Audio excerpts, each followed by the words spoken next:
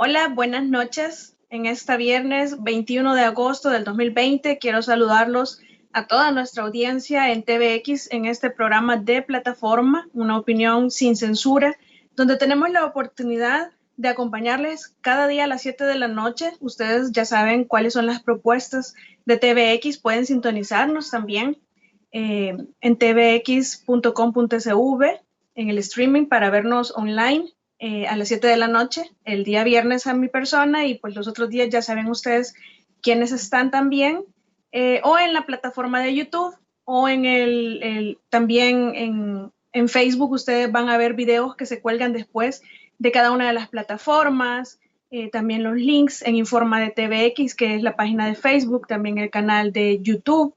Los invito a que pasen por ahí para dejarnos unos likes a la página, a cada una de las plataformas, más bien dicho, y aprovechar también el saludo en términos generales a todos los que nos escuchan desde donde sea que se encuentren, compatriotas salvadoreños en el extranjero o aquí mismo en el país. Les deseamos, yo estoy convencida que de parte mía y de todo el equipo de TVX, que estén muy bien en esta noche de viernes y gozando sobre todo de mucha salud, que ya en estos días hay que estar agradecidos por esa situación.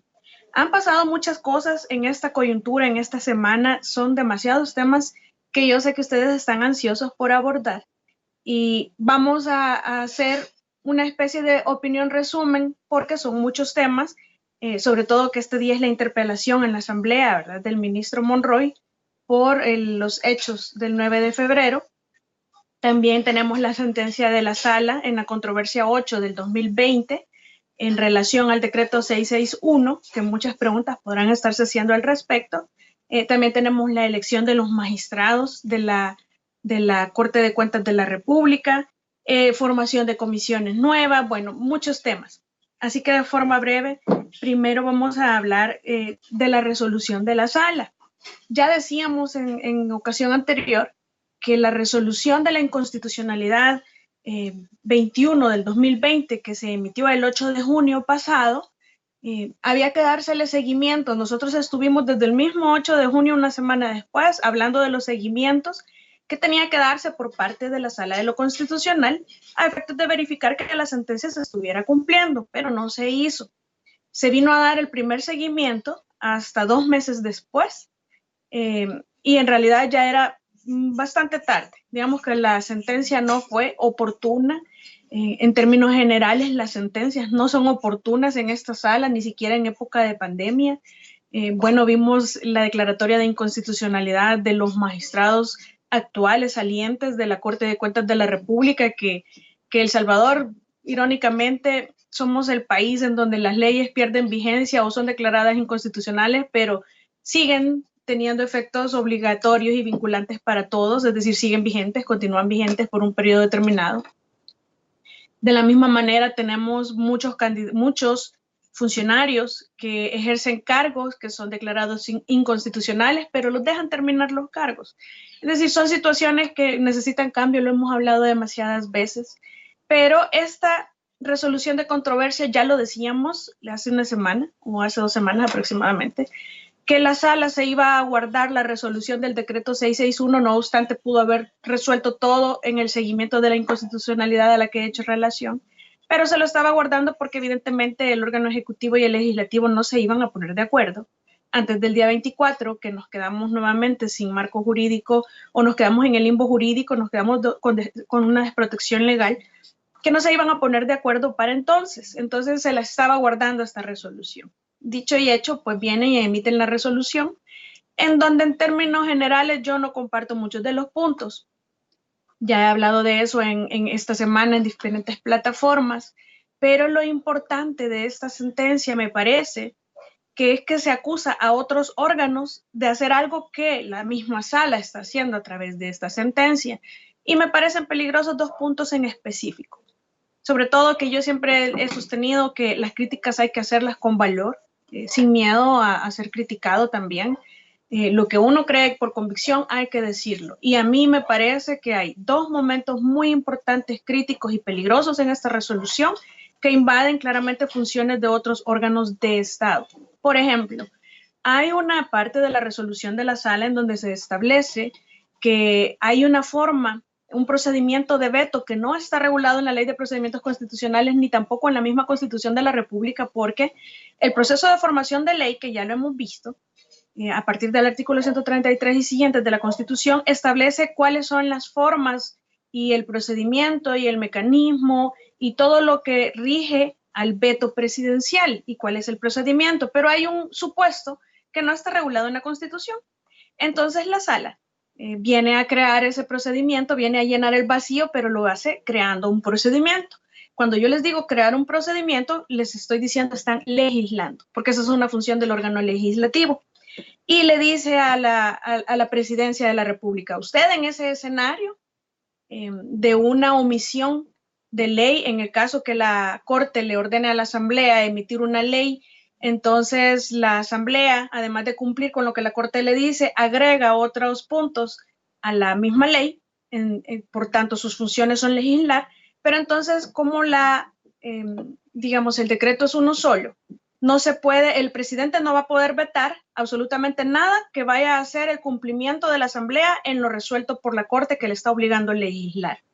Esto quiere decir que el presidente, dice la Corte, o dice la sala, la Corte a través de la Sala de lo Constitucional, el presidente no va a poder vetar esos puntos objeto de seguimiento de la sala en cuanto a la orden que le dio a la Asamblea de legislar, porque entonces le estaría invadiendo la función de hacer ejecutar lo juzgado que corresponde a la sala.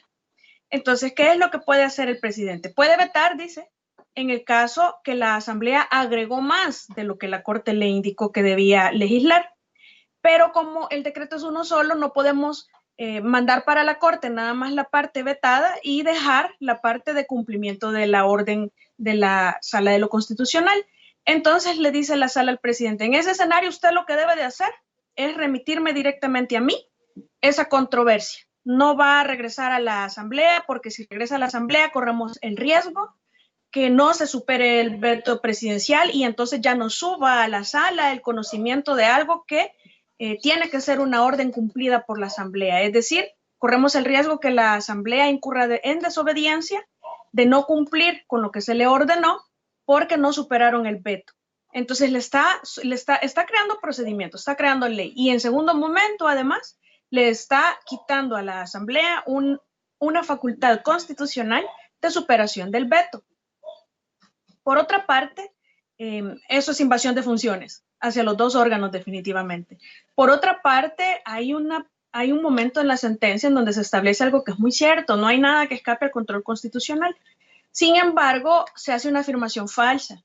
Se dice que en la Constitución no se regula absolutamente nada cuando ya se cae en un caso especial de desobediencia o que no se establece qué se va a hacer en ese escenario, pero yo pienso que no es cierto.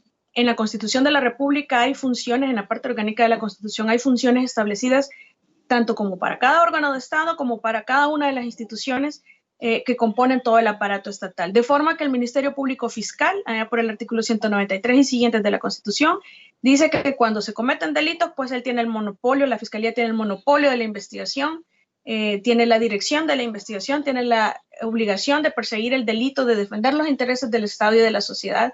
Entonces, en un escenario de desobediencia, no es cierto que la Constitución no dé una solución. Para eso se encuentra el Ministerio Público Fiscal, para iniciar procesos por desobediencia, por incumplimiento de deberes, que son los que particularmente se cometen por parte de funcionarios en este tipo de escenarios. Entonces, esos dos momentos me parecen importantes y lo más importante de todo, y esto me gusta mucho, es lo que yo sí rescato de esta resolución, es cuando establece que para términos electorales va a estar viciada la honradez notoria en aquellos casos de funcionarios que sean candidatos a diputados, por ejemplo, el próximo año y que hayan sido desobedientes con las sentencias de la sala o que hayan cometido el delito de incumplimiento de deberes en el ejercicio de sus funciones. Fíjense qué importante porque nosotros hemos platicado muchas veces de estos temas así y hemos llegado a la conclusión que hay bastantes diputados que han incumplido sus deberes, que han desobedecido las sentencias de la sala. Y yo creo que casi que nos quedaríamos sin candidatos si el Tribunal Supremo Electoral le da cumplimiento a esta sentencia en ese punto, porque ¿cuántos estaría viciada su honradez notoria? Es una pregunta que les dejo, porque evidentemente la resolución está dirigida a un órgano de Estado, pero esta parte en específico les aplica a todos, incluso a ellos. está muy bien. Ojalá y el Tribunal Supremo Electoral, aunque ya sabemos que son repartos de cuotas partidarias, pero ojalá y se considere, que se tome en cuenta, porque la honradez notoria es un requisito para gozar de la oportunidad de ejercer una función pública. Por otra parte, la Asamblea, con las interpelaciones y la conformación de comisiones solamente que defienden algunos intereses que a ellos les interesan, pero los que le interesan a las mayorías de la gente no. La interpelación no tiene efecto vinculante, es falso, no tiene efecto vinculante, se establece allá por el Ordinal 37 de las facultades y atribuciones de la Asamblea Legislativa en el artículo 131 de la Constitución, en qué casos es vinculante ese recomendable que va a emitir la Asamblea para destituir a uno de los ministros. Y no es el caso del ministro de Defensa, porque no está encargado de la seguridad pública y tendría que, en caso de ser el encargado de la seguridad pública o de inteligencia de Estado, que son los únicos dos casos vinculantes, puede demostrarse una grave vulneración a los derechos fundamentales de las personas. De forma que lo que me parece que van a hacer con esta interpelación es intentar que el ministro se autoincrimine, porque ya hay declaraciones del fiscal general de la República que se hicieron las investigaciones pertinentes y que no parece haber la comisión de delito alguno. Yo siempre he considerado que esta situación fue un exceso, nunca he defendido lo que sucedió, siempre hemos hablado de esto y lo he sostenido y he sido coherente en el tiempo, pero la interpelación está siendo mal utilizada porque está siendo utilizada con fines electorales. Pero yo los invito a que disfruten el ejercicio de democracia para que conozcan sus derechos. No es que en el pasado no haya sido necesario, es que en el pasado hacían componendas, pero la interpelación, bueno, sabemos que en el pasado lo que menos ha habido es perfección. Es decir, había necesidad de interpelar funcionarios y la va a seguir habiendo. Yo quiero que ustedes abran los ojos porque eso es lo que debemos rescatar de positivo de todo esto. En el futuro tenemos que interpelar a los funcionarios porque se deben a nosotros, a los votantes, al pueblo salvadoreño. Entonces tienen que responder por su función pública, pero tienen que responder en términos parejos. Todos los que sea dudosa su función, pues hay que llamarlos y hay que interpelarlos. Aprendamos de esta lección de democracia, lo bueno, lo malo, pues ya tendremos la oportunidad el 28 de febrero. Y la elección de magistrados, qué mal, porque la sala que emite esta resolución, precisamente con el tema de honradez notoria, y todos vimos que en apariencia, hasta hay un proceso penal iniciado por esto, que en apariencia el magistrado que quedó electo de presidente estaba violando y cometiendo delito de revelación de documentos públicos, de información confidencial, porque la etapa en la que se encuentran las auditorías concurrentes que se están efectuando en este momento a los gastos de pandemia por parte del Ejecutivo son confidenciales. Y evidentemente vimos que esa confidencialidad se rompió aparentemente de parte de un funcionario. Entonces, no es que esté condenándolo antes de tiempo, pero la honradez notoria es algo que no se ha respetado aquí en el cargo de elecciones, ni de forma directa por nosotros, ni tampoco indirecta a través de los diputados. Es algo que tiene que rescatarse y que nos quede de lección. Ya, esto ya se sabía que iba a pasar. Lo que pasa es que a ver si ahora qué hace o quién se va a pronunciar, sobre todo con la resolución de la sala que establece que se ven viciados el principio de la honradez notoria para estos candidatos. Yo creo que nos quedaríamos sin bastantes candidatos actuales si consideráramos esto que ha dicho la sala. Y por último, bueno, la libertad de las personas en los procesos de Centrum y de Intratext. Ya hemos hablado muchas veces que no se trata de cuestionar que si estos quedaron en libertad o no. Yo siempre les he explicado cuáles son los requisitos para decretarle la detención a una persona, tanto en sede fiscal como en judicial. Aquí lo que pasa es que hay selectividad en la forma de tratamiento de los casos, porque sabemos que si hubiera sido Juan Pueblo, el procesado estaría detenido. Lo hemos conversado muchísimas veces. Pero como no se trata de Juan Pueblo, pues entonces no solamente ya está libre, porque si pasó el filtro de fiscalía, pues no sabíamos si iba a pasar el filtro judicial. Tampoco con esto digo que hay corrupción, sino que digo que hay selectividad, porque Juan Pueblo estaría preso, no nos engañemos. Y bien extraño, yo lo manifesté en mis redes, que no se persiguiera el delito de lavado de dinero en estos dos casos. Es evidente que lo principal que debió ser perseguido es el delito de lavado de dinero. Pero bueno, esto puede ser como falta de voluntad política, falta de preparación técnica, puede ser también falta de preparación, de capacidad científica instalada, bueno, o puede ser conjugación de todos estos aspectos. No lo sabemos, pero tenemos mucho trabajo que hacer de aquí en adelante, ya que muchos nos estamos educando juntos y que tenemos una verdadera voluntad de cambiar.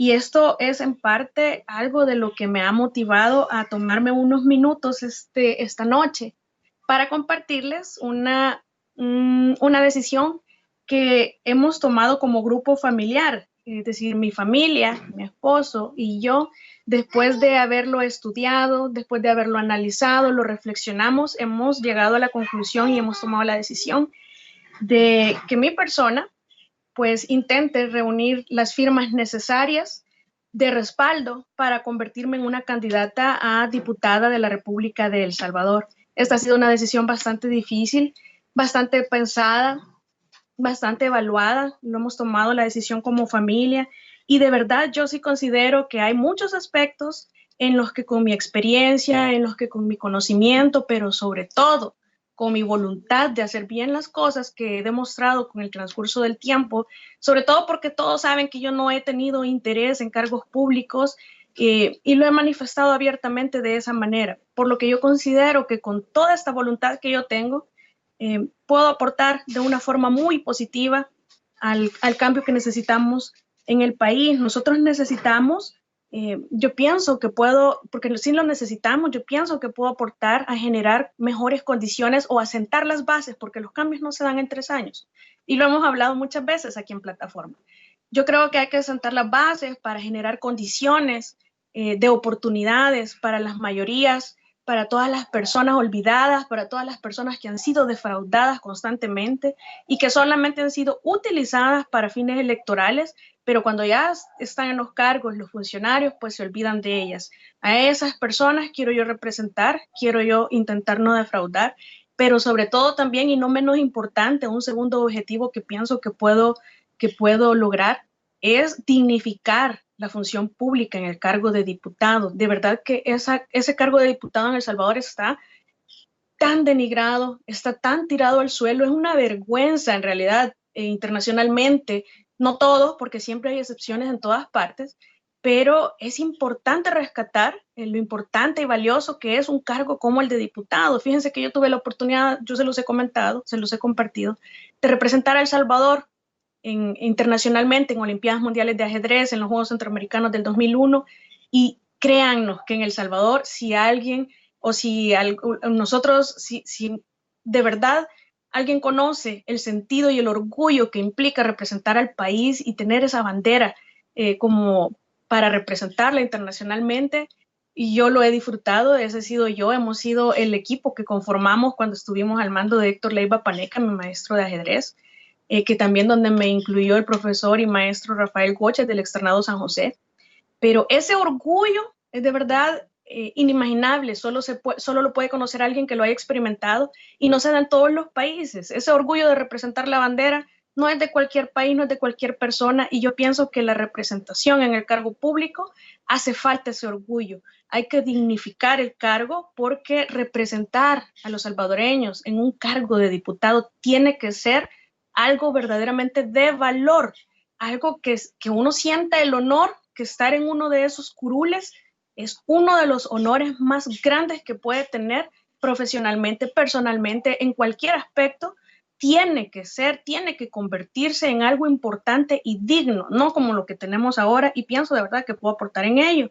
Algo que me emociona mucho y que nos trajo en realidad a esta decisión ha sido, yo recientemente me he incorporado a emitir opiniones políticas, a hacer análisis jurídicos, porque soy de ese grupo de personas que nos interesamos muy recientemente en lo que pasaba en El Salvador, porque habíamos normalizado el estado de corrupción en el que nos encontrábamos y pensábamos que las cosas no podían cambiar. Cambian, pero cambian muy lentamente y depende de la voluntad de las personas que sepamos inteligentemente poner en los cargos idóneos. Entonces, una vez yo comencé a hacer llamadas, todos me conocen que mi casa original ha sido TVX. A medida que me fueron invitando cada vez en más medios, esa responsabilidad fue creciendo. Yo fui sintiendo que tenía en realidad un segundo trabajo, porque ir a emitir una opinión en una plataforma de televisión no es únicamente llegar, sentarse y hablar. Hay que prepararse, hay que estudiar, pero sobre todo hay que estar muy pendientes del acontecer nacional para que de forma responsable uno pueda llegar y no hablar en el aire ni inventar cosas, porque eso me parece muy irresponsable. Y esa responsabilidad fue creciendo en el tiempo. Luego Julio Villagrán me invitó a estar en plataforma todos los viernes. Todos esos comentarios que yo he recibido en TVX y en otros medios, en otros canales, incluso en mi página de Facebook, en mi página de Twitter, han ido haciendo que me sienta cada vez más responsable de todo lo que yo me siento a conversar con ustedes, por ejemplo, cada viernes. Yo preparo mis plataformas, me preocupo en buscar temas que aporten en algo el conocimiento de la gente. El poquito conocimiento que tengo me gusta compartirlo. Julio me preguntó, ¿a qué le apuestas tú? Y yo le dije, yo le apuesto en verdad a que con la gente aprendamos a conocer nuestros derechos, y creo que lo he cumplido. Me siento muy orgullosa y agradezco a Julio y a Plataforma, a todo el equipo, a TVX, a Omarita, a Kevin, Memín, bueno, a todos, la oportunidad de este trabajo tan importante, y eso es lo que me emociona, que en realidad ese sentido de responsabilidad yo no lo pierdo, porque me parece que es muy valioso para la imagen de uno, para todo lo que uno puede de verdad hacer si de verdad tiene las intenciones y la voluntad. Y en segundo lugar, me motiva mucho el hecho que, como siempre lo he sostenido, esto sería en calidad de independiente. Yo no estaría sujeta a la ideología de ningún partido político, sino que estaría sujeta más bien a mis valores, a mis propias convicciones, y por ello es que yo sé que de la mano de Dios, con ustedes y con mi familia, podemos hacer grandes cosas juntos. Por eso es que yo les voy a pedir en su momento la oportunidad de que me permitan representarlos, que me den su firma de apoyo, de respaldo, para poderme convertir en una candidata a diputada, porque tengo que reunir 12,000 firmas, pero son muchas más por aquellas que se anulan. Entonces, para cuando yo les pida la firma o se las pida a alguien en representación mía, pues yo espero contar con su respaldo. Esta es mi decisión, esta es nuestra decisión, pero al final del día, como se los he dicho muchas veces, la decisión final es de ustedes, es a ustedes a quienes yo me debo, y son ustedes los que tienen la decisión final. Que nadie les venga a decir nunca que no son ustedes quienes deciden su futuro.